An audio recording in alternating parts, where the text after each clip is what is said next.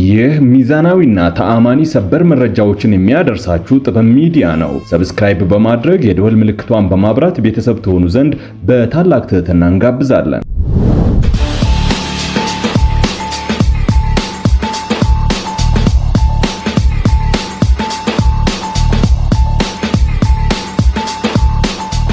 በትግራይ በተፈጸመ አየር ጥቃት በርካታ ሰዎች ተገደሉ። ህወሓት በታሪኩ ይህን አይነት እልቂት አስተናግዶ አያውቅም። ልዩ ሰበር መረጃ ደርሶናል፣ በዝርዝር ይቀርባል። ጦርነትን ሸሽተው አካባቢያቸውን ለቀው በቆቦ ከተማ ያሉ ወጣቶች በየዕለቱ በማግባባት የኢትዮጵያን ድንበር አቋርጠው ወደ ሳውዲ በረሃ እንዲጓዙ የሚያደርጉ ደላሎች ሲሳይ ሆኗል እየተባለ ነው። ተጨማሪ መረጃ አዘጋጅተናል። ኤርትራ ከኢትዮጵያ ፌዴራላዊ መንግስት ተቃራኒ ለቆሙ የውስጥ ኃይሎች የምታደርገው ፖለቲካዊ ድጋፍ ቀስ በቀስ ወደ ወታደራዊ እቅድና ቀጥተኛ ተሳትፎ ሊያድግ ይችላል ሲል አንድ የኢትዮጵያ የውጭ ተቋም ባወጣው ጽሑፍ አመላክቷል። በደቡብ አፍሪካ አገልግሎት መስጠት ባቆመ የማዕድን ማውጫ በደረሰ አደጋ በትንሹ 14 ሰዎች ሞቱም፣ በርካታ ሰዎች ላይም ጉዳት ደርሷል። በውጭ የመረጃ ሰዓታችን ይቀርባል። ውድ ቤተሰቦቻችን በዕለቱ የመረጃ ሰዓታችን እነዚህንና ሌሎችንም ሀገራዊና ቀጠናዊ መረጃዎችን እንዲሁም ዓለም አቀፍ መረጃዎችን በዝርዝር ወደ እናንተ እናቀርባለን። እስከ ፍጻሜው አብራችሁን ሆኑ። በሸረሪና በደረሰ የድሮን ጥቃት በደርዘን የሚቆጠሩ ሰዎች ሲገደሉ ከ30 በላይ ሰዎች መቀበራቸውን ቅድሚያ ለሰብአዊነት መብቶች አስታወቀም። በሸረሪና አካባቢ በተፈጸመው የድሮን ጥቃት በደርዘን የሚቆጠሩ ሰዎች የተገደሉ ሲሆን ከ30 በላይ የሚሆኑት ደግሞ በከተማዋ መድኃኔዓለም ቤተክርስቲያን መቀበራቸውን የአይን ምስክሮችን እማኝ አድርጎ ቅድሚያ ለሰብአዊነት መብቶች ገልጿል። ተቋሙ ባወጣው የምርመራ ሪፖርት እንዳመላከተው በፌዴራሉ መንግስትና በትግራይ ኃይሎች መካከል የሚታየው ወታደራዊና ፖለቲካዊ ውጥረት በአደገኛ ሁኔታ እየተባባሰ ይገኛል። ተቋሙ ከሐምሌ እስከ ነሐሴ 2026 ባካሄደው ክትትልና ምርመራ በክልሉ እየተካሄደ ያሉ የግዳጅ ወታደራዊ ምልመላ፣ የወታደራዊ ኃይል ማሰባሰብና በነሐሴ 1 2026 ሸረሪና አካባቢ የተከሰተውን የጦርነት ግጭት ሁኔታ ወደ ሰፊ ጦርነት ሊያገረሽ የሚችል አደገኛ አመላካች ነው ብሎታል። ከዚህ ጎን ለጎን ህወሓት እንደ አውሮፓውያን የዘመን አቆጣጠር በ2020 ተመርጦ የነበረውና ነገር ግን በፕሪቶሪያ ሰላም ስምምነት ፈርሶ የነበረውን ምክር ቤት እንደገና ማቋቋሙና የክልሉን አስፈጻሚ አካል መዋቅር ከፌዴራሉ መንግስት ጋር ያለው ግንኙነት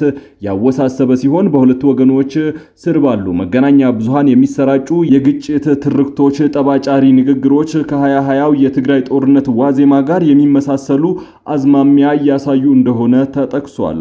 በሪፖርቱ መሰረት ወደ ትግራይ የሚገቡ አስፈላጊ ቁሳቁሶች ላይ የተጣለው ገደብ የሰብአዊ ሁኔታውን ያባባሰው ሲሆን በክልሉ የወጣውን የህዝብ ህልውናና ደህንነት መጠበቅ አዋጅም 366/2026ን ተከትሎ የብዙዎች ነጻነት እንደተነፈገም ገልጿል። በዚህም በመቀሌ የግዳጅ ወታደራዊ ምልመላን በመቃወማቸው ከ10 በላይ እናቶች መታሰራቸውንና የልዩ ሕክምናና ባለሙያው ዶክተር ዓለም ሀጎስ፣ ጋዜጠኛ ዓለም ዓለሙ፣ በማህበራዊ ሚዲያ ተንታኙ ማዕረገ አማረ እንዲሁም የትግራይ ነጻነት ፓርቲ አመራርና አባላት በቁጥጥር ስር መዋላቸውን ይፋ አድርገዋል። ጦርነትን ሸሽተው አካባቢያቸውን ለቀው በቆቦ ከተማ ያሉ ወጣቶችን በየዕለቱ በማግባባት የኢትዮጵያን ድንበር አቋርጠው ወደ አረብ ሀገራት እንዲጓዙ የሚያደርጉ ደላሎች ሲሳይ የሆኑ እንደሆነ ተገለጸ። በቆቦ ከተማ ከራያ አላማጣ፣ ኮረም፣ ወፍላና ዛታ አካባቢ በጦርነት ምክንያት የተፈናቀሉ ከ100 ሺህ በላይ ወገኖች እንደሚገኙ የተገለጸ ሲሆን አብዛኞቹ ወጣቶች ናቸው። እነዚህ ተፈናቃዮች በከተማዋ በደረሰባቸው ከፍተኛ የምግብና የመጠለያ እጥረት እንዲሁም የሰብአዊ እንክብካቤ ማጣት ምክንያት ተስፋ በመቁረጥ ወደ ውጭ ሀገር ለመሰደድ ይገደዳሉ። ይህን አጋጣሚ የሚጠቀሙ ደላሎች ወጣቶችን በማግባባት ጉዞን በነፃ ያስጀምሯቸዋል። ነገር ግን ተጓዦቹ የመን እንደደረሱ በአጋቾች እጅ እንደሚወድቁ የተነገረ ሲሆን አጋቾችም ለቤተሰቦቻቸው በመደወል ከፍተኛ ገንዘብ ይጠይቃሉ። ጦርነት ሸሽተው አካባቢያቸውን ለቀው በቆቦ ከተማ ያሉ ወጣቶች በየዕለቱ በማግባባት የኢትዮጵያን ድንበር አቋርጠው ወደ አረብ ሀገራት እንዲጓዙ የሚያደርጉ ደላሎች ሲሳይ የሆኑ ነው ተብሏል። ከሀገር ውስጥ በነፃ የሚጀመረው ጉዞም የመን ሲደርስ ክፍያን ይጠብቀዋል። አቅም ያለው ቤተሰብ ገንዘብ ልኮ ልጁን ሲያድን ሰው የሌለው በዚያው በረሃ ይቀራል ይላሉ አቶ ንጉስ መኮንን በደላላ ብር ይሄዳሉ። ከዛ በኋላ ወደ ቤተሰቦቻቸው ያስደውሏቸዋል። ግዴታ በቃ ልጅህ ሊረሸን ነው ሊሞት ነው ሲባል ወላጅም የእርጥባን እያለ እየለመነም እርዱኝ ይላል። ያንን አውጥቶ እያሰባሰበ በዛ እያደረገ ነው አብዛኛው የሚላከው ይላል። በጉዞ ላይ መሞት አለ የሚለው ስሙ እንዳይጠቀስ የፈለገ ሌላኛው ወጣት በሽፍቶች የሚሞቱ በርካቶች መሆናቸውንም ይገልጻል። ከዚህ በላይ ግን በነፍስ ወከፍ የሚጠየቀው ብር ከባድ ነው ሲል ነው የሚናገረው። ከቤት ስንወጣም መከራ እንዳለ እናውቃለን የሚለው ወጣት እዚህ ካለው ነገር ግን ይሻላል ብለን ነው ጉዞ የምናደርገው ሲል ይደመጣል። በሳውዲ አረቢያና የመን ድንበር በስራ ላይ መሆኑን የገለጸ ስሙ እንዳይጠቀስ የፈለገ አንድ አስተያየት ሰጪ አሁን ላይ በዚህ ህገወጥ ጉዞ ተሳታፊ የሆኑ ህፃናትም ጭምር ናቸው ይላል። አሁንና በፊት አንድ አይደለም፣ ስደተኛም በጣም በዝቷል። በተለይም ህፃናትና ሴቶች ከዚህ በፊት አዋቂዎች ነበር የሚወጡት። አሁን ግን በጣም ህፃናትና ሴቶቹም ወንዶቹም እየጎረፉ ነው ባይ ነው። ከራያ አላማጣ፣ ኮረም፣ ሆፍላና ዛታ እንዲሁም ሌሎች አካባቢዎች ተወስደው በቆቦ ከተማም በርካታ ተፈናቃዮች መኖራቸውን የሚናገሩት አቶ ወዳጁ አያሌው ወጣቶቹ ተረጋግተው በቆቦ ከተማ ከመቀመጥ ይልቅ በህገወጥ መንገድ ወደ አረብ ሀገር መጓዝን ምርጫ ያደርጉታል ሲሉ ይናገራሉ። ኤርትራ ከኢትዮጵያ ፌዴራላዊ መንግስት ተቃራኒ ለቆሙ የውስጥ ኃይሎች የምታደርገውን ፖለቲካዊ ድጋፍ ቀስ በቀስ ወደ ወታደራዊ እቅድና ቀጥተኛ ተሳትፎ ሊያድግ ይችላል ሲል አንድ የኢትዮጵያ የውጭ ጉዳይ ተቋም ባወጣው ጽሑፍ አመላከተም። ይህ ምልከታ የወጣው ሰሞኑን ሸረሪና በተባለው በፌዴራል መንግስትና በህወሓት መካከል ውጊያ እንደነበረ የጠቅላይ ሚኒስትር አብይ አህመድ የምስራቅ አፍሪካ አማካሪ ጌታቸው ረዳ መጻፋቸውን ተከትሎ ነው። የሁለቱ ሀገራት መካሰስ የጠቅላይ ሚኒስትር አብይ አህመድ መንግስት የባህር በር የማግኘት ጥያቄ ማንሳቱን ተከትሎ የጎላ ሲሆን በቅርቡ ግን ጽምዶ ማለትም ጥምረት የተባለ መከሰቱን ተከትሎ ተባብሷል። የሁለቱን ሀገራት ግንኙነት የተፈጠሩ ያሉ አስተላለፎችን በሚመለከት ተንታኞች ምልከታቸውን ያስቀምጣሉ። የኢትዮጵያ ውጭ ጉዳይ ኢንስቲትዩትና የኤርትራ ግንኙነትን የመባባስ አደጋ ሊኖረው እንደሚችል በጽሑፉ ጠቅሷል። ኤርትራ በተለይም የኢትዮጵያ መንግስትን ለመውጋት ለሚንቀሳቀሱ የውስጥ ኃይሎች የምታደርገውን ፖለቲካዊ ድጋፍ ቀስ በቀስ ወደ ወታደራዊ እቅድና ቀጥተኛ ተሳትፎ ሊያሸጋግር እንደሚችል ነው የገለጸው። ተቋሙ ይህንን ያለው የኤርትራ ወታደራዊ ደህንነት ሰራተኞች ከኢትዮጵያ የታጠቁ ኃይሎች ጋር ቅንጅት መፍጠራቸውና እንደ ዛላምበሳ ባሉ አካባቢዎች የኤርትራ ወታደሮችና ባለስልጣናት መገኘታቸው መዘገቡን ዋቢ በማድረግም ነው። በአማራ ክልል ሰሜን ወሎና በራያ ቆቦ አካባቢዎች አዳዲስ የታጣቂዎች እንቅስቃሴ መታየቱንና የጸጥታ ስጋቶች መስፈናቸው ተገልጿል። ከአካባቢው ነዋሪዎች ከተገኙ መረጃዎች እንደተመለከተው የህወሓት ታጣቂዎች ከምሽቱ ጀምሮ አዳዲስ እንቅስቃሴዎችንና አቅጣጫ ቅየራዎችን በማድረግ የእግር ጉዞ በማድረግ ላይ ይገኛሉ። ታጣቂዎቹ ቀደም ሲል ይጠቀሙበት የነበረውን የቆቦ ግራ መስመር በመተው ወደ ዞብል ተራራና ቦርቦራና ጎብዬ መስመሮች በማቅናት ላይ እንደሚገኙ ተጠቅሷል። የአዲስ የኃይል ማዘዋወር ሂደት በ2013 ዓመተ ምህረት የክረምት ወቅት የተካሄደውን ወታደራዊ ስልት ለመድገም ያለመ ሊሆን እንደሚችል የአካባቢው ምልከታዎች ያመላክታሉ። በዚህ ምክንያትም በአካባቢው ዳግም ግጭት ሊከሰት ይችላል የሚል ስጋት በነዋሪዎች ዘንድ አሳድሯል። የአካባቢው ነዋሪዎች እንደሚሉት ከሆነ በአሁኑ ወቅት የነበረው አንጻራዊ ሰላም በመደፍረሱ ግጭት ቀስቃሽ ምልክቶች መታየታቸው በዕለት ተዕለት እንቅስቃሴያቸው ላይ ከፍተኛ የስነ ልቦና ማህበራዊ ተጽዕኖ እያሳደረ ይገኛል። ከቀደሙት ወታደራዊ ግጭቶች የተነሳ ሰብአዊና ቁሳዊ ውድመት ያጋጠመው ይህ አካባቢ ዳግም ወደ ሌላ ዙር ውጊያ ይገባል የሚለው ስጋት በብዛት የተስተዋለ ነው።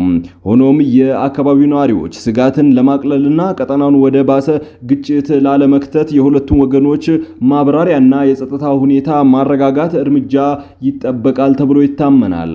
ቀደም ሲል በነበሩት ውጊያዎች የደረሰው ከፍተኛ የሰብአዊ ህይወት ህልፈትና የንብረት ውድመት የሚያስታው የሚያስታውሱት ታዛቢዎችና የአካባቢው ነዋሪዎች የፖለቲካና የወሰን ልዩነቶችን የኃይል አማራጭ በመጠቀም ሊፈቱ እንደማይችሉ ይገልጻሉ። በማንኛውም ወገን የሚደረግ ወታደራዊ እንቅስቃሴ ለአካባቢው ሕዝብ ተጨማሪ እንግልትና ውድመት ከማምጣትም ባለፈ ዘላቂ መፍትሄ እንደማያመጣ እንቅፋት ይፈጥራል። በመሆኑም አሁንም ቢሆን የሰላም በሮች አልተዘጉም በሚል የፖለቲካና አመራር ልዩነቶች በውይይትና በጠረጴዛ ዙሪያ ብቻ ሊፈቱ እንደሚገባ ጥሪያቸውን እያቀረቡ ይገኛሉ። ጉዳዩ የሚመለከታቸው አካላት ወታደራዊ ግጭትን ከማስቀረት ይልቅ ውጥረቱን የሚያረግቡና ሰላማዊ ፖለቲካዊ ውይይቶችን በማስቀደም የህዝቡን ደህንነት የሚያስጠብቅ መሆን እንዳለበትም ይነገራል። በግልገል በለስ ከተማ ተከፍቶ የነበረውን የተኩስ ልውውጥ በቁጥጥር ስር መዋሉ ተገለጸ።